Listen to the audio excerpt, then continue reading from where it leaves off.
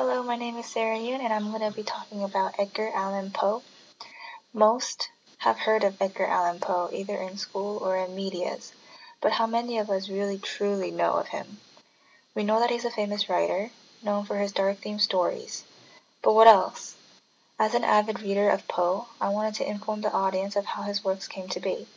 I will be introducing Edgar Allan Poe, a famous Gothic author and a detective fiction author, starting from his biography and how his life influenced his works, his literary achievements, and to the significance of his works up until this day. Let's start from the beginning, from Poe's parents and his childhood. According to Arthur Hobson Quinn in the book Edgar Allan Poe, A Critical Biography, Poe was born on January 19, 1809. In Boston, Massachusetts by two theater actors, Elizabeth Arnold and David Poe, Jr.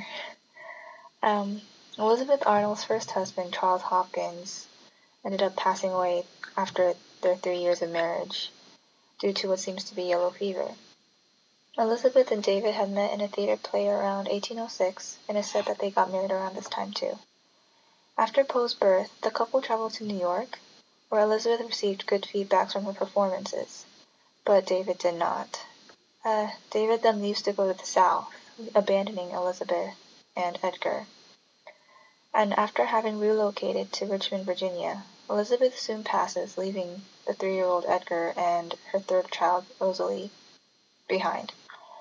Poe's godfather, a successful businessman, John Allan, and his wife, Frances Allan, took Edgar in. Edgar had a good education in the beginning of part of his life. He was also fairly close to Frances Allan, but not with John. It has been noted that Edgar's home life with John and Frances was lonely, with John being too occupied with his business and Frances being bedridden with an illness. There wasn't much company around Edgar. Additionally, Edgar actually wasn't part of their family due to the Allans not filing their adoption papers. During his teenage years, Edgar was known to have a gift in learning languages. He was good particularly in languages like French and Latin. He was also known to be good in sports. He was good in running, swimming, and boxing. And it was around this time that he got acquainted with one of his friend's mother. He would actually go to her whenever there was something that upset him. She was in a way a mother figure to him. Unfortunately, about a year after they get to know each other, she passes, and because of this, Edgar suffers greatly. During his college years, he also thrived.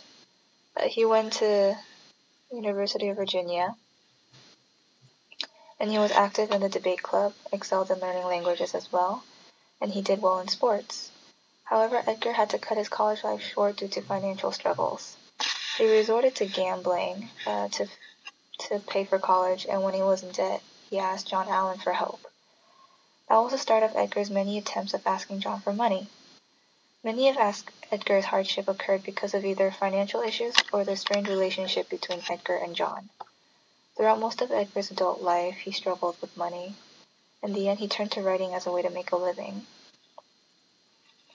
Poe didn't reach popularity until the end of the 19th century. According to Steve Hawkinsmith in the article Evermore, the Enduring Influence of Edgar Allan Poe, Poe's contribution was not only being acknowledged by Conan Doyle, the author of Sherlock Holmes, but also well-acknowledged, highly recognized writers like H.G. Wells and George Bernard Shaw. Poe have also achieved introducing a new genre of detective fiction with his work, The Murders in the Rue Morgue and The Telltale Heart. This is The Murders in the Rue Morgue. This is The Telltale Heart.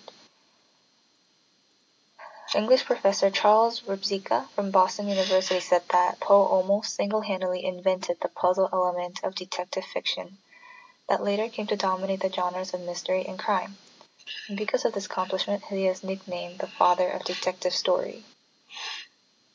Despite this accomplishment, Poe, because of the death of his wife and the consumption of alcohol, threw away opportunities that came his way after having published his poem The Raven. Rufus Griswold, An editor who wrote Poe's obituary is said to have painted Poe as a debauched lunatic. Griswold's slander against Poe didn't end there. He made false rumors about Poe that, according to Don B. Silva, the author of Edgar Allan Poe A to Z, and critical companion to Edgar Allan Poe, said, Poe was considered morally reprehensible. His work was not thought of as a suitable model for literature. Ironically, this was said to have been the reasons as to why Edgar Allan Poe's popularity today.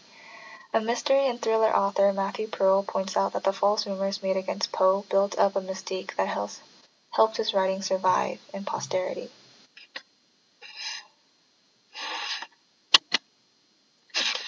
Edgar Allan Poe's work is significant up until this day because of its complex nature.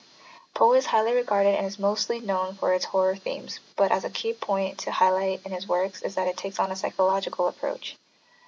His takes on crime and tragedy was different from the trends at the time due to the emphasis on psychology. An example of applying psychology and philosophy is seen in his story The Murders in the Rue Morgue. The story opens up with several pages speculating about logic and the analytical powers.